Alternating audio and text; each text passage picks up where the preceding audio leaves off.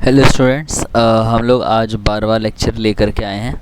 ठीक है, some basic concept of chemistry का है। इससे पहले हम लोगों ने इस चैप्टर के बाकी सारे जितने भी टॉपिक्स हैं, चाहे वो लिमिटिंग रीएजेंट हो, लास्ट लेक्चर का टॉपिक था limiting reagent, and I think हम लोगों ने परसेंटेज यील्ड, परसेंटेज प्योरिटी भी कर रखा है, concentration term, inter relationship of concentration term वो भी कर रखा है।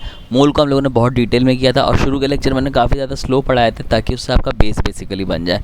आज ये होपफुली आपका लास्ट चैप्टर है, तो प्रोबेबली कल हम लोग एक नया चैप्टर स्टार्ट करेंगे जो कि रिडॉक्स होगा, क्योंकि लॉ ऑफ इक्विवेलेंस का जो बेसिकली पार्ट है प्रॉब्लम बेस्ड ऑन स्टोइकियोमेट्री में, उसमें लिमिटिंग रीजन प्रॉब्लम है, पीओएसी है और तीसरा लॉ ऑफ इक्विवेलेंस है। तो लॉ ऑफ इक्विवेलेंस जब भी समझ में आएगा जब आपको रिडॉक्स क्लियर होगा। तो हम लोग सबसे पहले इस चैप्टर को फिनिश करते हैं।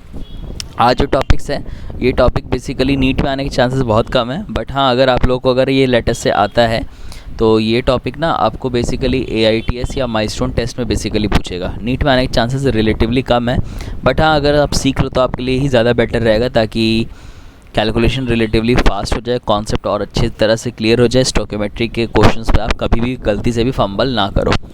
ईडियोमेट्री की अगर हम लोग बात करें तो ये गैसेस फेज रिएक्शन के लिए वैलिड होता है। इसकी मैंने थ्योरी ये लिखी हुई है कि ये गैसेस फेज रिएक्शन के लिए होता है। कम से कम दो चीज़ें गैसेस फेज में होनी चाहिए।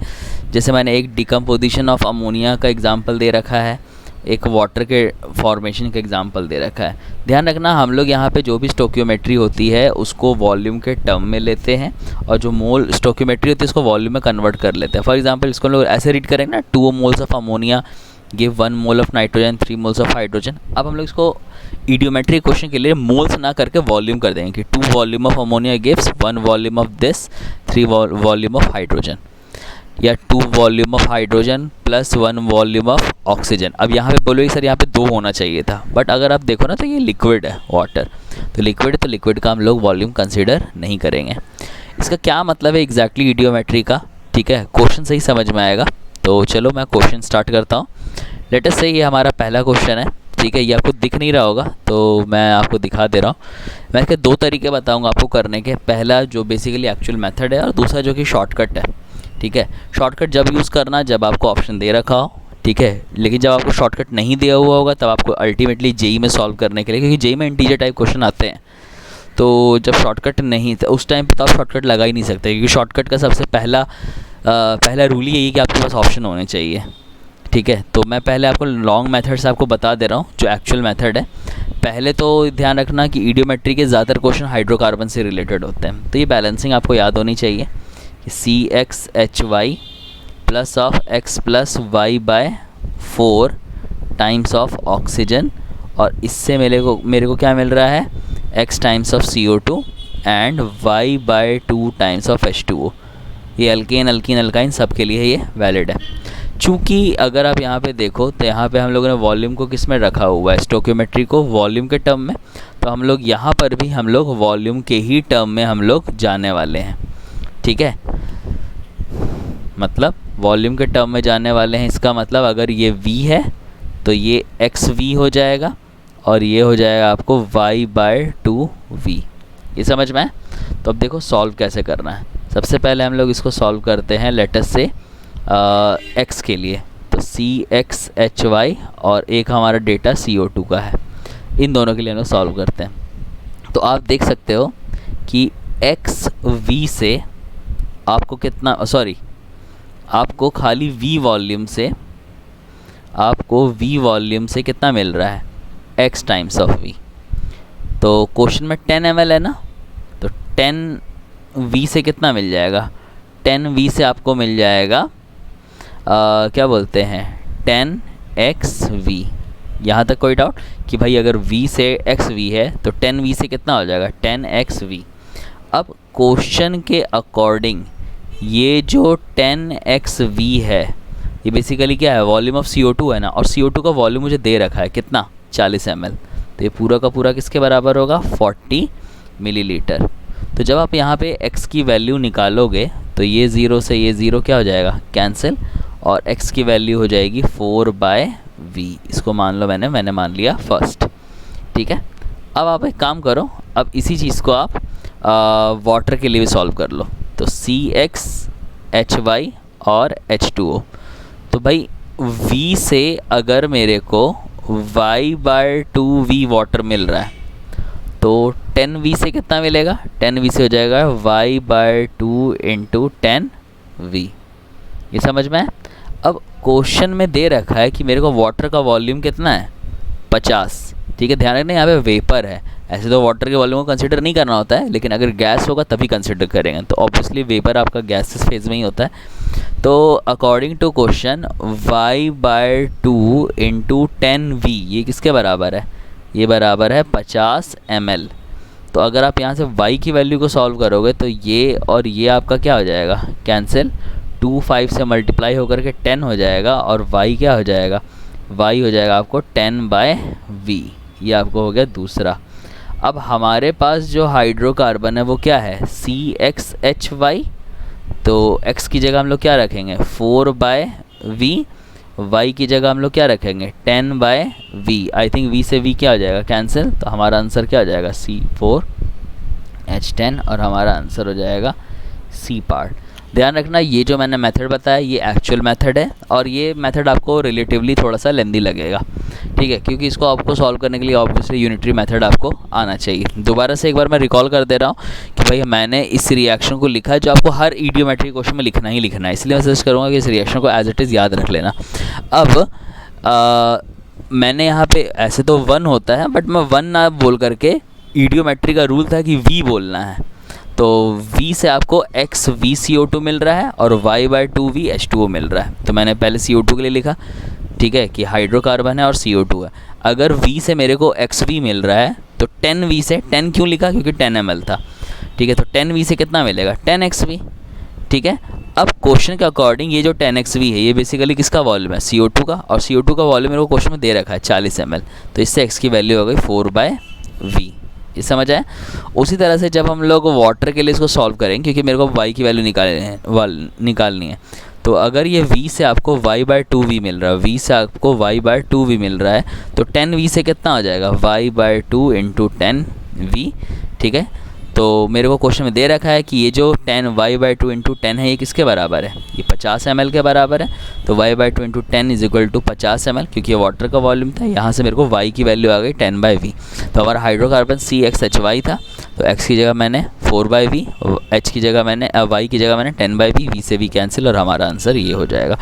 ये लॉन्ग मेथड हुआ। शॉर्ट मेथड ये है ना कि बेसिकली आप जितने भी ऑप्शन हैं सबका रिएक्शन लिखना चालू कर दो। ठीक है, मैं शॉर्टकट वाला मेथड जो है वो दूसरे इसमें बताता हूँ। ठीक है, C2H6 है ना, तो इसका आप कंबशन कर दो डायरेक्ट।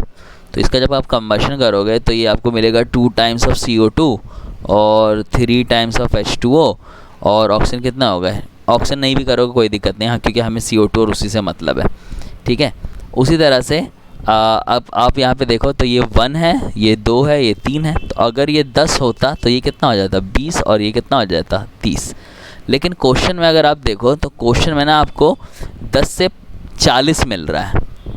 ये देखो क्वेश्चन में आपको 10 से कितना मिल रहा है, 40 CO2 और 50 H2O। इसका मतलब ए ऑप्शन हमारा कैंसिल हो गया।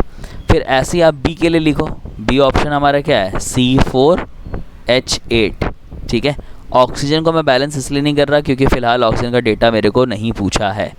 ठीक है, तो इसको जब आप बैलेंस करो तो ये 4 आएगा, ये भी 4 आएगा। एक से आपको 4 और 4 मिल रहा है, तो ऑब्वियसली 10 से कितना मिलेगा, ये भी 40 हो जाएगा, ये भी 40 हो जाएगा। अब क्वेश्चन में 40 CO2 तो था, ये देखो 40 CO2 है, लेकिन वाटर 50 ml है। इसका मतलब हमारा ये ऑप्शन भी अल्टीमेटली क्या हो जाएगा, ये ऑप्शन भी कैंसिल हो जाएगा। लेकिन अगर आप C4H10 वाले का रिएक्शन लिखो, C4H10, ठीक है, इसका आप रिएक्शन लिखो तो ये आपको 4 टाइम्स ऑफ CO2 देगा और 5 टाइम्स ऑफ H2O देगा। तो अगर एक से आपको 4 और 5 मिल रहा है तो ऑब्वियसली 10 से कितना मिल जाएगा, 40 और 50। और आई थिंक यही क्वेश्चन में रिक्वायर्ड भी था। तो शॉर्टकट तरीका आपको ज़्यादा जल्दी हो जाएगा, बशर्ते कि आपको बैलेंसिंग आनी चाहिए। आप बहुत फास्ट बैलेंसिंग करो और अल्टीमेटली आप सॉल्व कर दोगे। लेकिन बाय चांस अगर आपको कोई क्वेश्चन है जिसमें आपको ऑप्शन नहीं दे रखा है तो अल्टीमेटली करने का तरीका यही है जो मैंने आपको बताया। ये आई होप सबको क्लियर होगा ये क्वेश्चन। ठीक है, चलो हम लोग नेक्स्ट क्वेश्चन पे आते हैं। इसको मैं थोड़ा सा दोबारा से पहले इसको रिकलर कर लेता हूँ, वरना मुझे ही दिक्कत होगी आगे चल के। नेक्स्ट क्वेश्चन देखो, इसको करते हैं हम लोग। सबसे पहले आप लोग वीडियो को पॉज करके आप लोग खुद से क्वेश्चन को सॉल्व कर सकते हो, कोई दिक्कत नहीं है, ठीक है। और मैंने इसको लेटर से यहाँ पर सेलेक्ट करवा दिया, ठीक है। ये है हमारा नया क्वेश्चन, ठीक है। इसका कलर चेंज कर लेते हैं, अगर होता है तो। नहीं हो पाएगा, चलो कोई नहीं यार, फ़िलहाल इस क्वेश्चन को अब देखो, ठीक है। ये कह रहा है 500 ml of gases hydrocarbon when burned in excess of oxygen gives 2.5 litre CO2 and 3 litre of H2O। तो आपकी मर्ज़ी है, आप इसको शॉर्टकट से करना चाहो तो शॉर्टकट से करो, लॉन्ग मेथड से करना चाहो तो लॉन्ग मेथड से करो। चलो शॉर्टकट से पहले एक बार देखते हैं, इस बार शॉर्टकट से कर रहा हूँ, ठीक है। तो अगर आप शॉर्टकट से अगर आप करोगे तो सबसे पहले तो रिएक्शन लिख लो, ठीक है, कि CXHY, ठीक है। एक मिनट, शॉर्टकट हाँ मैं बता दे रहा हूँ। इसके डेटा को ना पहले, क्योंकि इसमें अगर आप देखो तो यूनिट अलग अलग है। ये 500 ml है और ये 2.5 लीटर है, ठीक है। तो अपने लिए ना सारा डेटा 1 लीटर में कन्वर्ट कर लेना, ठीक है। तो इसके लिए आप यूनिटरी मेथड लगा सकते हो यार, कि अगर मेरे को 500 ml हाइड्रोकार्बन से 2.5 लीटर CO2 मिलेगा और 3 लीटर H2O मिलेगा। तो अगर लीटर में अगर आप इसको करो तो लीटर का मतलब ये 500 ml है ना, तो 1 लीटर करने के लिए क्या करेंगे, ऑब्वियसली मेरे को उसको क्या बोलते हैं 2 से मल्टीप्लाई कर देना ताकि 1000 ml हो जाए।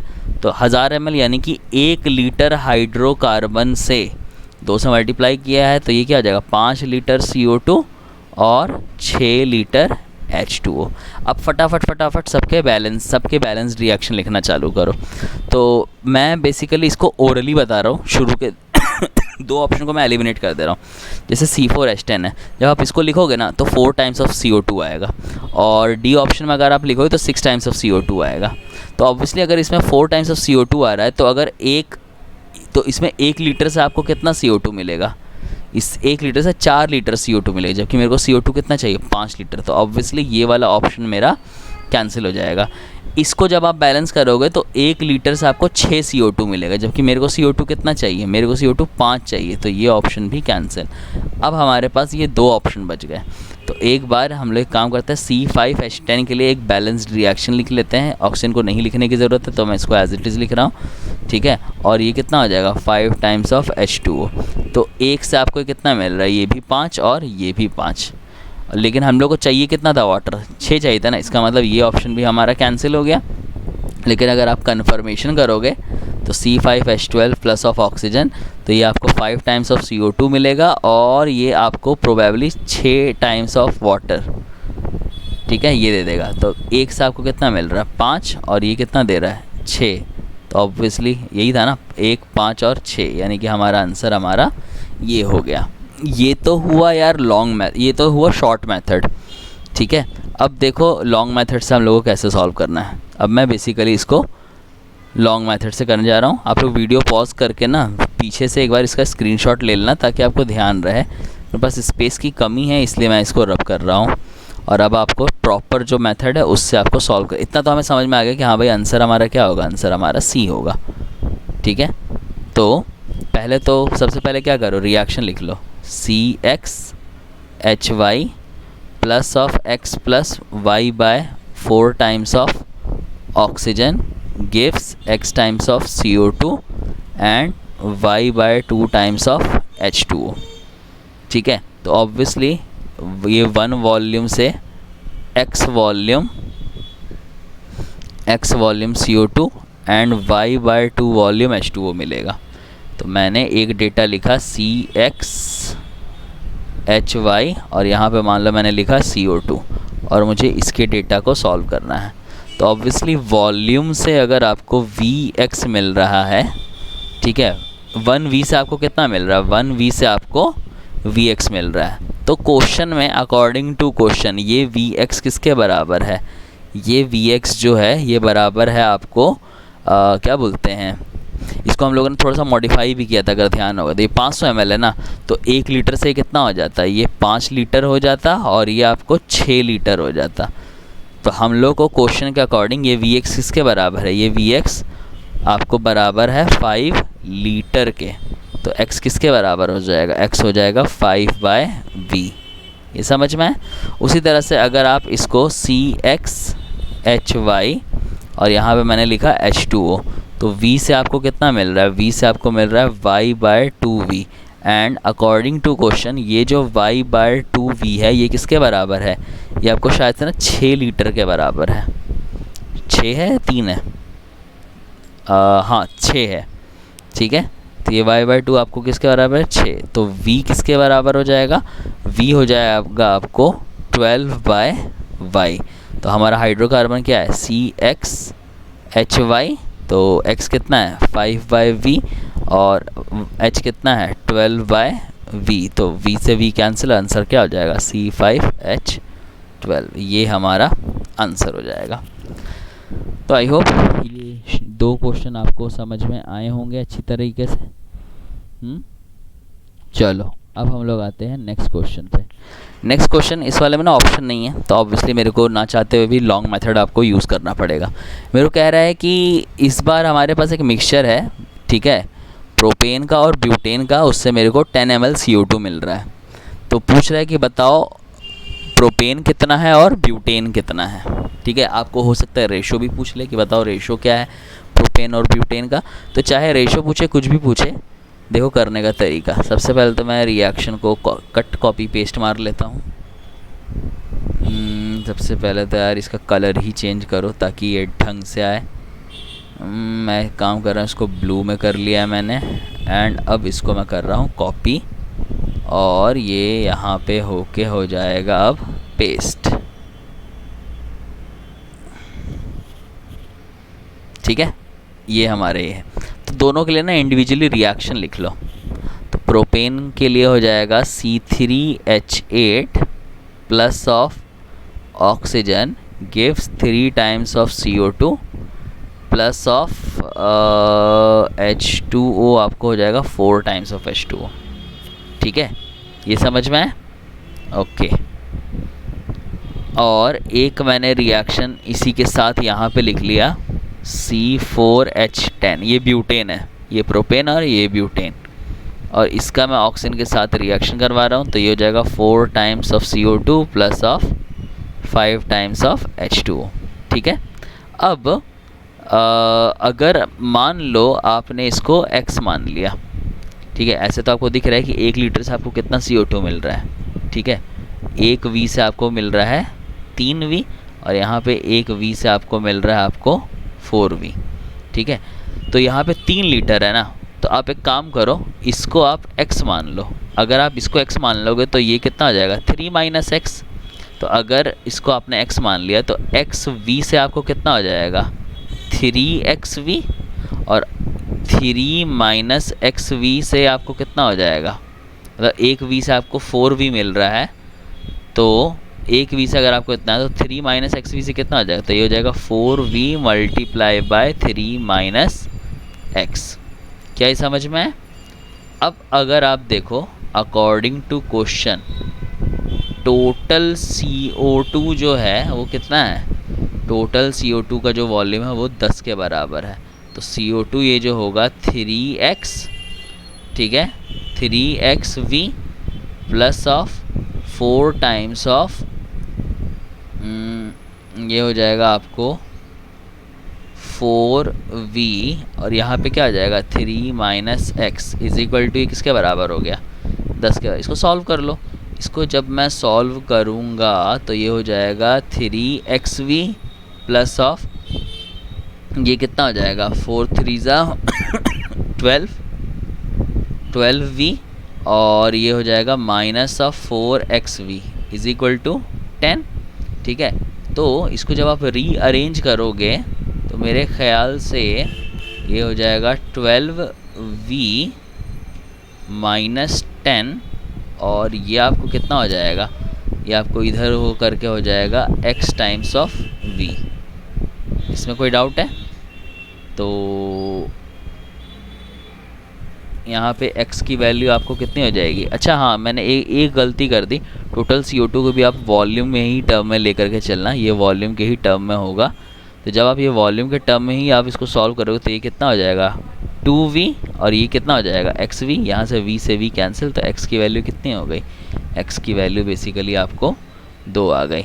अब आपने बेसिकली C3H8 को कितना माना था x, ठीक है, और C4H10 को आपने कितना माना था 3 माइनस एक्स, तो ये कितना हो जाएगा, ये आपको 2 हो जाएगा, और 3 माइनस 2 यानी कि ये आपको 1 हो जाएगा। तो ये आपका इंडिविजुअल ये है। ध्यान रखना, इसको भी हम लोगों ने वॉल्यूम के ही टर्म में बेसिकली यूज़ किया, ताकि वॉल्यूम से वॉल्यूम वाला पार्ट जो है वो कैंसिल हो जाए।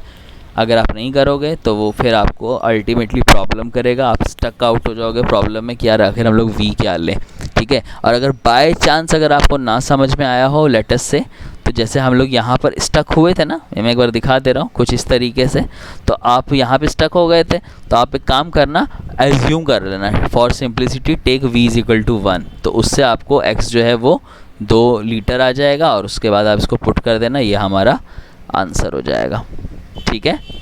आई होप ये क्वेश्चन भी समझ में आया होगा। नेक्स्ट क्वेश्चन देखो, अब इसका कलर मैं दोबारा से रिफर्बिश कर लेता हूँ, ठीक है, ओके। अगला क्वेश्चन देखो, अगला क्वेश्चन है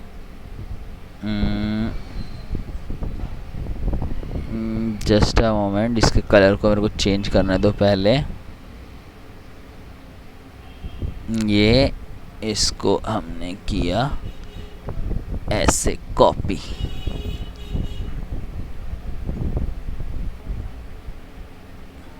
ये हमारा क्वेश्चन है, ठीक है। कह रहा है देखो, इस बार ना ऑक्सीजन वाली बात भी आ गई है, तो इस बार हम लोग को ऑक्सीजन का भी डेटा ध्यान रखना पड़ेगा। तो हम लोगों ने रिएक्शन लिखा CXHY plus of X plus y by 4 times of oxygen gives X times of CO2 प्लस ऑफ y by 2 times of H2O। ये बेसिकली हमारा इक्वेशन है, ठीक है। अब मुझे कह रहा है कि जो भी हमारा हाइड्रोकार्बन है उसको 6 टाइम्स ऑफ ऑक्सीजन चाहिए होता है उसके खुद के वॉल्यूम से, और जब इसको पूरा जलाते हो तो ये 4 टाइम्स ऑफ CO2 देता है। तो अगर मान लो आपने इसको V मान लिया, ठीक है, तो V से आपको ये कितना मिल रहा है VX, ठीक है। तो अगर मैं इसको इस तरीके से लिखूं फॉर CO2, तो फॉर CO2 मेरा क्या है, V से मेरे को कितना मिल रहा है, V से मेरे को मिल रहा है VX, ठीक है।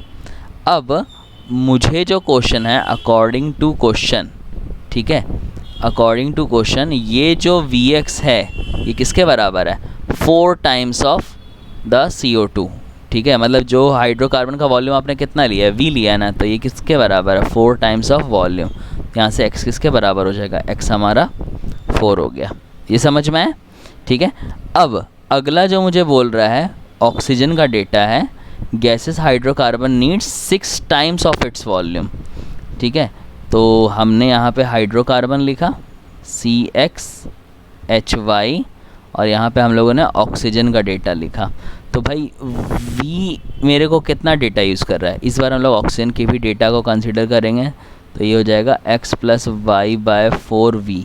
तो V जो है वो कितना यूज़ कर रहा है, ये हमें यूज़ कर रहा है basically X plus y by 4 times of V use कर रहा है।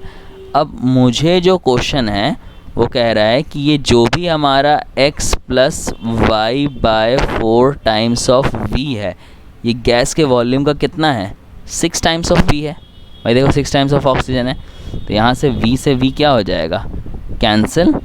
अब आप इसको सॉल्व करोगे तो x प्लस वाई बाय 4 ये किसके बराबर है, 6 के। x कितना है, x हमने 4 निकाला है, तो 4 plus y by 4 is equal to 6, obviously ये हो जाएगा 2, तो y बाय 4 जो है वो कितना हो जाएगा 2, तो y कितना हो जाएगा, y हो जाएगा 8, तो x प्लस वाई कितना हो जाएगा, ये हो जाएगा 12। क्या ये समझ में आया? ये क्वेश्चन भी सिंपल सा था, ठीक है। तो इस तरह के क्वेश्चंस आपको आ सकते हैं, स्पेशली शुरू के जो 2 हम लोगों ने क्वेश्चन किए थे वो आपको ज़रूर आ सकता है। तो आई होप आपको ईडियोमेट्री आपको समझ में आया होगा। हमेशा वॉल्यूम के टर्म में लेकर के चलना, और जब भी आपको वॉल्यूम को एलिमिनेट करना है तो फॉर सिंप्लिसिटी वॉल्यूम आपको 1 लेकर के सॉल्व कर लेना, ठीक है। तो चलो अब हम लोग आते हैं नेक्स्ट पार्ट पे। अब नेक्स्ट पार्ट को मेरे को समझाने के लिए पहले तो मेरे को ये बोर्ड जो है वो क्लियर करना पड़ेगा। नेक्स्ट पार्ट बहुत आसान है, इतना मुश्किल नहीं है, ठीक है। नेक्स्ट पार्ट जो है ये है हमारा POAC, क्योंकि अब जो हम लोग टॉपिक पढ़ने वाले हैं वो प्रिंसिपल ऑफ एटॉमिक कंजर्वेशन है, और इसको कैसे सॉल्व करना होता है वो देख लो, ठीक है। नेक्स्ट टॉपिक POAC है। देखो POAC बेसिकली क्या होता है, इसमें नाम में ही आ रहा है एटॉमिक कंजर्वेशन। एटॉमिक कंजर्वेशन का मतलब कि हम लोगों को अल्टीमेटली एटम जो है उसको कंजर्व करना है। तो चाहे कोई सा भी POAC का क्वेश्चन हो ना, उसमें एटम आपको मेंशन रहेगा कि कौन सा एटम कंजर्व है, किस पे आपको POAC अप्लाई करना है, ये हमेशा दिया हुआ रहेगा। बाय चांस अगर आपको नहीं दे रखा हो, बाय चांस ऐसा किसी क्वेश्चन में शायद कभी ऐसा हो जाए, तो उस टाइम पर आपको अपना भेजा यूज़ करना है कि ऐसा वो कौन सा एटम है जो दोनों जगह मौजूद हो सकता है। अब POAC का कॉन्सेप्ट को हम लोग कब अप्लाई करते हैं? POAC के हम लोग कॉन्सेप्ट को जब अप्लाई करते हैं जब हमारा रिएक्शन जो है बहुत ज़्यादा डिफ़िकल्ट हो, बैलेंस नहीं कर पा रहे हो, या आपको पूरी की पूरी रिएक्शन ही ना दे रखी हो, आधी अधूरी रिएक्शन हो, या सीक्वेंशियल रिएक्शन हो, या बैलेंसिंग बहुत ज़्यादा डिफ़िकल्ट हो रही हो, तो उस टाइम पे हम लोग POAC लगाते हैं। मतलब लिमिटिंग रिएजेंट के भी जो क्वेश्चंस है ना वो POAC से सॉल्व हो जाते हैं, बट स्टिल मैं आपको सजेस्ट करूँगा कि लिमिटिंग वाले को लिमिटिंग से ही सॉल्व करना, और POAC के क्वेश्चन को POAC से ही सॉल्व करना। बेसिकली केमिस्ट्री में जब भी न्यूमेरिकल बहुत ज़्यादा कॉम्प्लेक्स लगने लगे ना, ठीक है, तो समझ आना कि उसमें अल्टीमेटली आपको POAC आपको अप्लाई करना है। तो POAC का कोई फॉर्मूला नहीं है, तो ये आपको क्वेश्चन से ही समझ में आएगा। तो मैं इसको ये लिख दे रहा हूँ कि इसको यूज़ कब करना होता है POAC को। तो सवाल ये उठता है व्हेन टू यूज़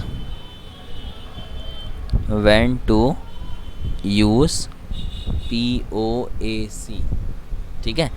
तो सबसे पहला when sequential reaction occur,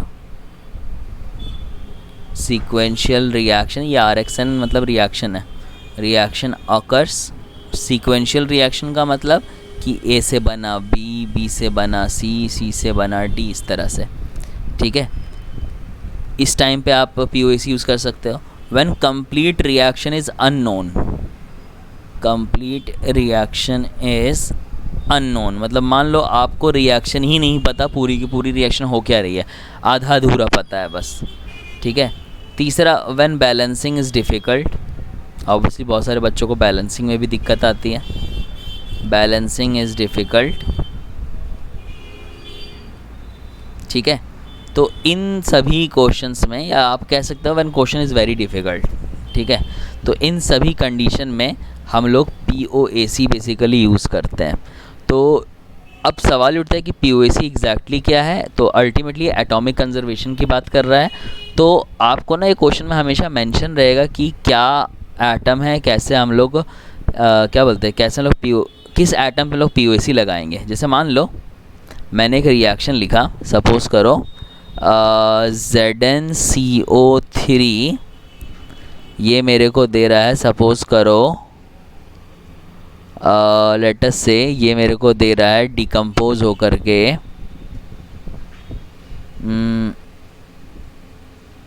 ZnCO3 है ना, मान लो ये मेरे को डिकम्पोज करके ये चीज़ दे रहा है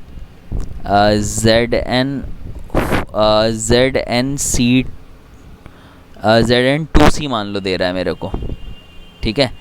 तो हम लोग जब यहाँ पे POAC अप्लाई करेंगे जिंक पे, तो यहाँ पे जिंक इस वाले मॉलिक्यूल में कितना है, यहाँ पे जिंक कितना है, तो यहाँ पे जिंक 1 है, तो हम लोग लिखेंगे 1 इंटू मोल्स ऑफ ZnCO3, जबकि यहाँ पे जिंक कितना है 2, और उसके बाद उसका मोल्स ऑफ Zn2C। बस यही इसका ये फार्मूला होता है। जैसे मान लो C3H8 है, वो आपको कन्वर्ट हो रहा है मान लो CO2 में। तो यहाँ पे कार्बन कितने हैं, 3 into moles of basically C3H8 और ये बराबर होगा 1 इंटू मोल्स ऑफ कार्बन। ध्यान रखना यहाँ पे मैंने POC जिंक पे अप्लाई किया था, यहाँ पे मैंने POC कार्बन पे अप्लाई किया है। POC आपको मेंशन रहेगा कि किस एटम में आपको अप्लाई करना है। फॉर एग्जांपल अगर आप यहाँ पे कार्बन पे अप्लाई करते हैं तो दोनों RHS LHS दोनों बराबर हो जाता। तो उसके लिए आप परेशान मत होना कि सर ये बराबर हो गया, आप क्या करें, कैंसिल हो जाएगा। ऐसा होगा नहीं, बिकॉज आपको क्वेश्चन मेंशन रहेगा कि आपको POC किस पे अप्लाई करनी है।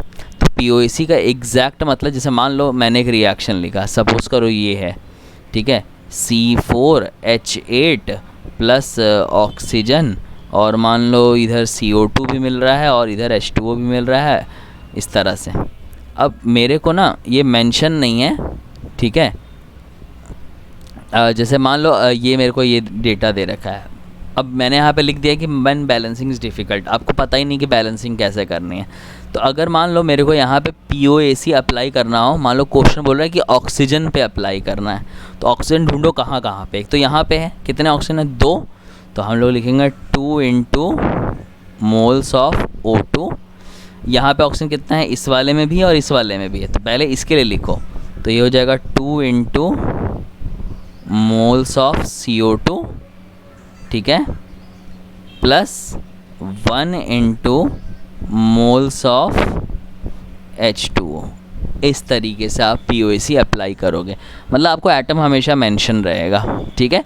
अब POAC पे क्वेश्चंस कैसे होते हैं वो देख लो, ठीक है, क्वेश्चन से ही आपको अच्छे से क्लियर होगा। तो हम लोग इसके सीधे क्वेश्चन पे ही आते हैं, ठीक है। पहले मैं बोर्ड को क्लीन करना चाहूँगा, just a moment.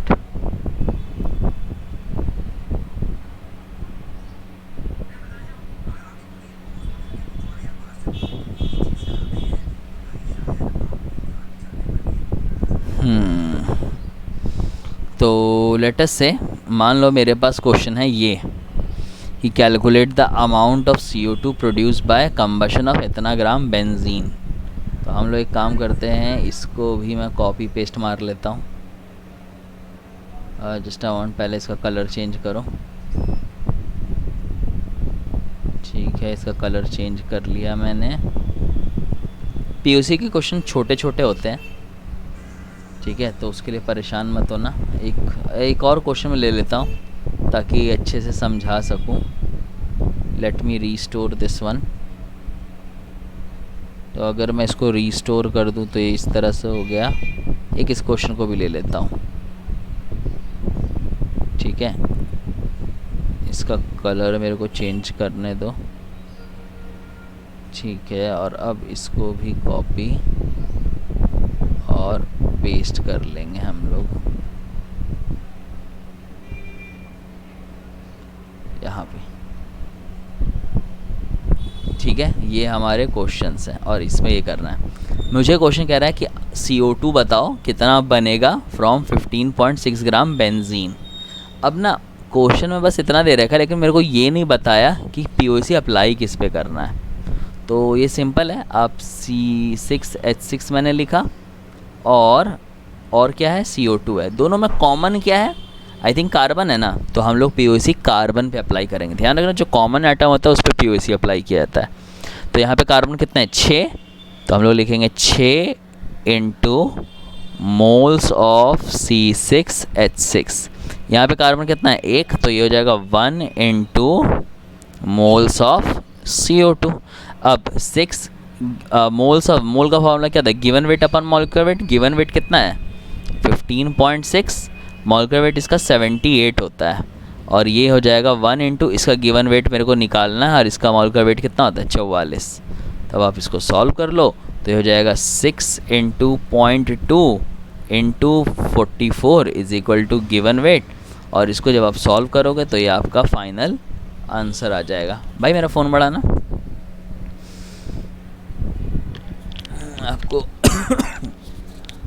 Final value बता देता हूँ, जस्ट अ मोमेंट। क्या आएगा सॉल्व हो करके,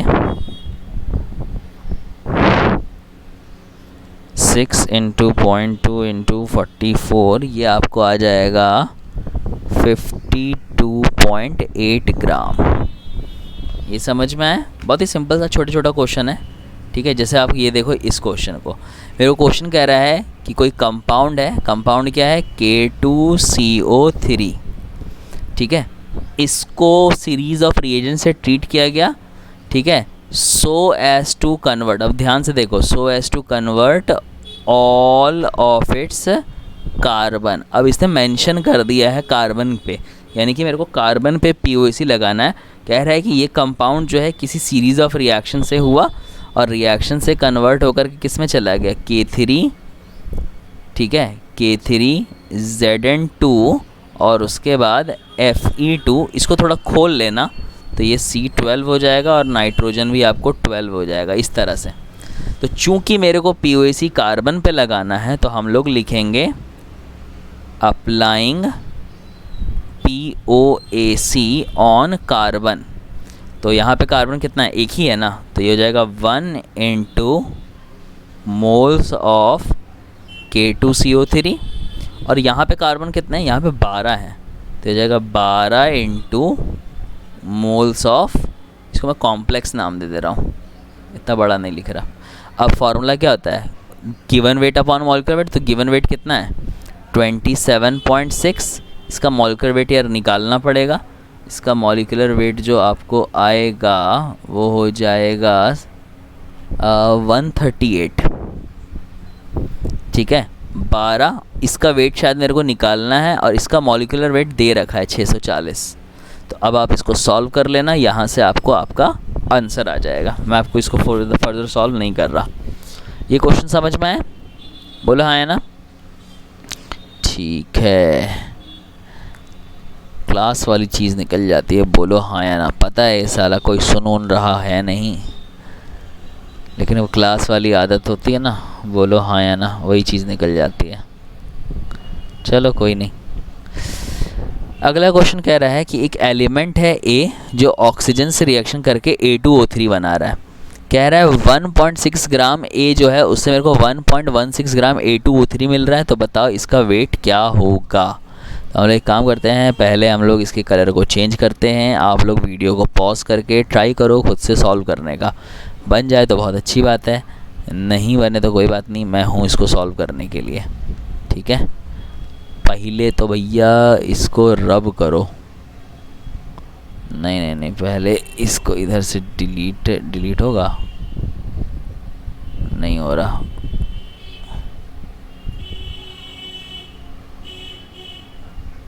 हाँ हो गया डिलीट एक बार में, पता नहीं मैंने क्या तिगड़म भिड़ाई थी कि ये डिलीट हो गया।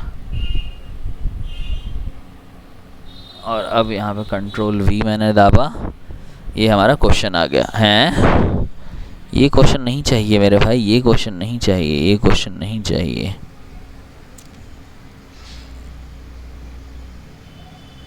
ये क्वेश्चन नहीं था, क्वेश्चन ये वाला था। और हमने यहाँ पे क्वेश्चन को कॉपी किया, तो थोड़ा सा भेजा लगाना कि किस में POC लगाना है। तो भाई A किस में कन्वर्ट हो रहा है, A कन्वर्ट हो रहा है A2O3 में। ऑब्वियसली दोनों में कॉमन क्या है, A है ना, तो यहाँ पे एक A है तो हम लोग लिखेंगे 1 इंटू मोल्स ऑफ A, और यहाँ पे कितना A है 2, तो हम लोग लिखेंगे 2 इंटू मोल्स ऑफ A2O3। अब मोल का फॉर्मूला क्या था, given weight upon molecular weight. Given weight कितना है इसका 1.6, मॉलिक्यूलर वेट मैंने फ़िलहाल A मान लिया।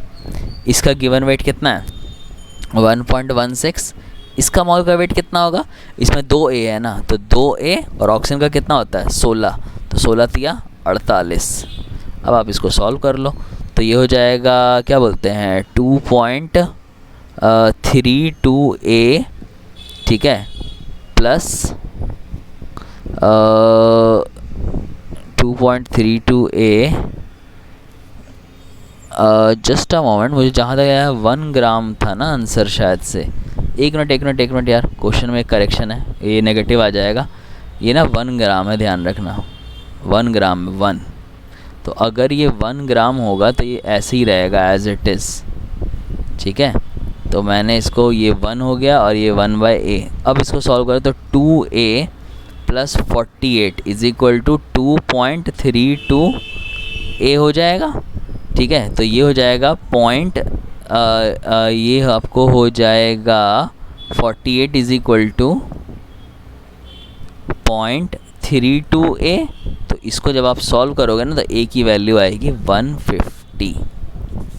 ये आपको समझ में आया कि ये कैसे सॉल्व करना है? बोलो। नेक्स्ट क्वेश्चन चलो देखते हैं, नेक्स्ट क्वेश्चन क्या है।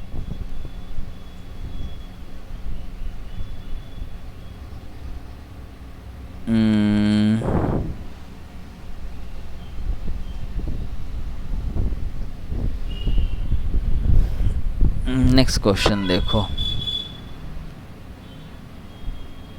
इसका कलर रीस्टोर कर देते हैं फिर से। मैं काम कर रहा हूँ इस बार 2 क्वेश्चन एक साथ ही कर लेता हूँ क्योंकि छोटे छोटे क्वेश्चन है यार इसके। एक इसको हम लोग लिख लेते हैं,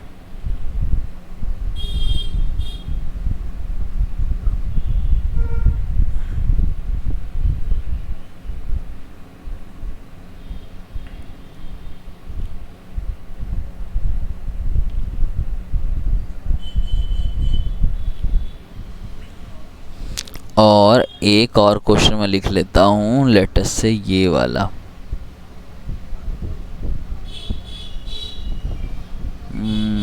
वीडियो में कितना टाइम हो गया बे?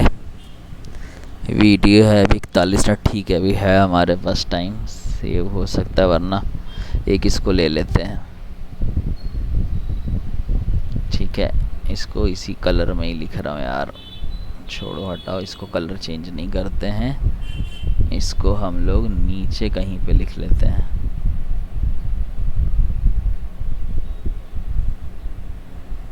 ठीक है, चलो पहले ऊपर वाले क्वेश्चन को सॉल्व कर। मुझे क्वेश्चन कह रहा है कि कोई हाइड्रोकार्बन है, उससे कितना CO2 मिल रहा है, CO2 4.4 ग्राम। मुझे परसेंटेज ऑफ कार्बन बताना है। तो मैं मान लेता हूँ कि वो हाइड्रोकार्बन जो है वो है हमारा CXHY। तो CXHY, इससे मेरे को क्या मिल रहा है, इससे मेरे को मिल रहा है CO2। दोनों में कॉमन क्या है? आई थिंक कार्बन कॉमन है।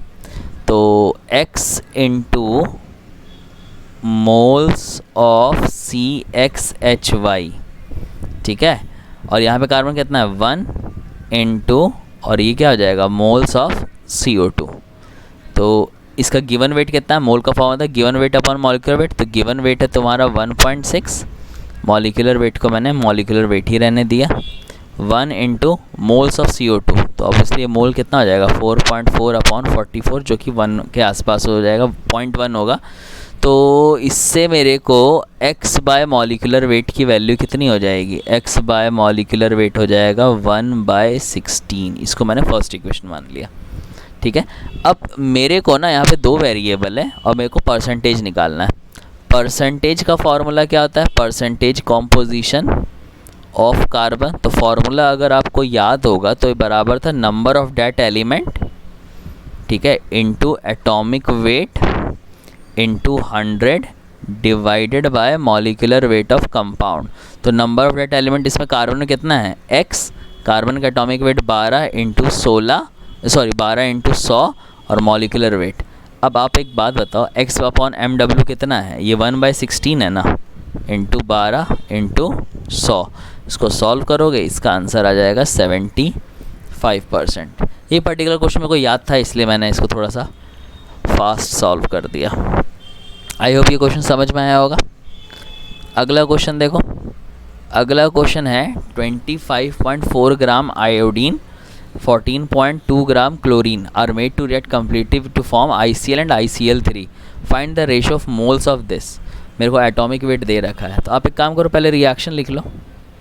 रिएक्शन है I2 प्लस Cl2, ये मेरे को मिल रहा है ICl प्लस ICl3, ठीक है। सबको पहले मोल में कन्वर्ट कर लो। इसका गिवन वेट कितना है 25.4 है ना, 25.4 है। मॉलिक्यूलर वेट आपको, एटॉमिक वेट कितना है 127। इसका जब आप मोल्स निकालोगे तो ये 0.1 आएगा। इसका मोल निकालोगे तो ये भी शायद से 0.1 आएगा क्या। क्लोरीन ये शायद से 0.2 हो जाएगा। जस्ट अ मोमेंट, मैं एक बार सॉल्व कर लेता हूँ। 25.4 अपॉन 254, हाँ ये 0.1 होगा। ये 140.2 और ये 71, ये आपको 0.2 हो जाएगा। ये मैंने मोल में निकाल लिया। चूँकि मेरे को रेशो निकालना है तो इसको x मान लो और इसको y मान लो, ठीक है। तो यहाँ पे मेंशन तो है नहीं कि किस में POAC लगाना है, तो एक बार POAC अप्लाई करो, POAC ऑन आयोडीन। आयोडीन पे अगर मैं लगाता हूँ तो यहाँ पे आयोडीन कितने हैं 2, तो ये हो जाएगा 2 इंटू 0.2। यहाँ पे आयोडीन कितना है 1 है ना, तो 1 इंटू एक्स एक्स होता है और 1 इंटू वाई वाई होता है। ये मेरा पहला इक्वेशन बना। अब यही POAC अगर मैं यही सेम टू सेम POAC अगर मैं क्लोरीन पे अगर लगाऊं तो ये हो जाएगा, क्लोरीन इधर कितना है 2 इंटू 0.2। यहाँ पे क्लोरीन कितना है 1, तो मैंने इसको 1 रखा। और यहाँ पे क्लोरीन कितना है, यहाँ पे क्लोरीन है आपको 3, तो ये हो जाएगा 3y। यहाँ पे क्लोरीन तुम्हारा 2 into just a moment 2 into ये 0.1 होगा और ये तुम्हारा 0.2, तो इसको मैंने सेकंड। तो ऑब्वियसली हमारे पास 2 इक्वेशन आ गई। एक इक्वेशन आई x plus y is equal to 0.2 और एक इक्वेशन मान लो मेरे एक इक्वेशन और आई है मेरे पास x प्लस 3y, ये कितना है 0.4 है। तो ऑब्वियसली अगर मैं इसको सॉल्व करूँगा, माइनस अगर मैं कर दूँ तो ये और ये पूरा कैंसिल हो जाएगा। ये तुम्हारा कितना हो जाएगा 2y और ये कितना हो जाएगा 0.2, तो y कितना हो जाएगा, y हो जाएगा हमारा 0.1। अब ऑब्वियसली y को किसी एक में पुट कर देना दूसरे में, तो अगर y 0.1 है तो x भी तुम्हारा 0.1 ही आएगा। ये समझ में आया। तो ये भी बहुत ही सिंपल सा क्वेश्चन है। अब मैं इसको फर्दर और सॉल्व नहीं करने जा रहा यार, ठीक है, क्योंकि वीडियो फिर पता चला अपलोड ही नहीं हो पाएगी। 50 मिनट होने वाले हैं, 1 घंटे के बाद फिर प्रॉब्लम हो जाती है। तो ये देख लो यार, ये कुछ क्वेश्चंस हैं, ठीक है, इनका स्क्रीनशॉट ले लो और खुद से सॉल्व करना। इस पर क्वेश्चन में लिखा हुआ है so as to convert all the calcium, तो यहाँ पे POAC आप किस पे अप्लाई करोगे, कैल्शियम वाले पे, ठीक है। सॉल्व कर दूँ क्या मैं, मास फ्रैक्शन निकालना है, नहीं यार मेरे ख्याल से सॉल्व हो जाएगा। मास फ्रैक्शन का मतलब बेसिकली रेशियो निकालना है आपको कि इस पूरे 2.2 का मिक्सचर के वेट में कैल्शियम क्लोराइड कितना है, ठीक है। देख लेते हो कितने क्वेश्चन बचे, 3 क्वेश्चन बचे हैं। नहीं यार 3 क्वेश्चन में होमवर्क पे नहीं दे सकता। इसमें क्या है find the mass of pure silver and percentage purity. ठीक है यार, मैं एक काम करो, एक इस क्वेश्चन को भी देख लो, ठीक है। होपफुली तुम्हारा बस वीडियो अपलोड हो जाए यार, वीडियो अपलोड में कुछ पंगा ना हो। Just a moment.